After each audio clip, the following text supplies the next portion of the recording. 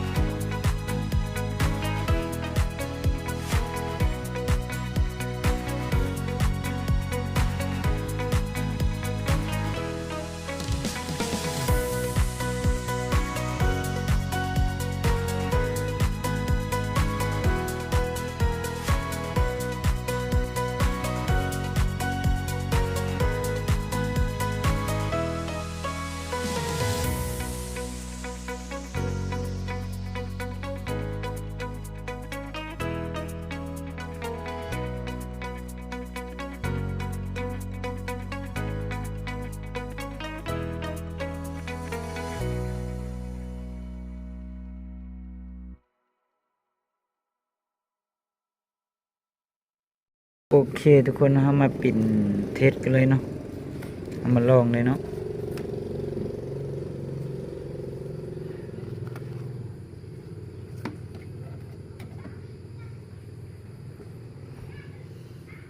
นี่มันนะยังกดปิ่นได้เลยเนาะ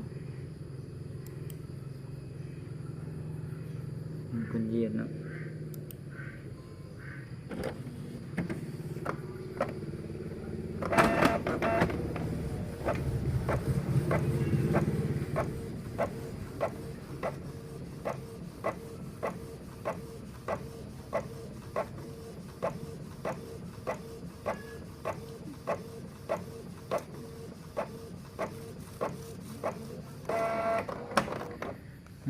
เฮาก็สิได้อยู่ประมาณนี้เนาะตัวนี้มันสิมาเบื้องซ้ายหน่อยนึงเนาะเฮาก็สามารถดึงกลับได้เนาะทุกคนได้อยู่ประมาณนี้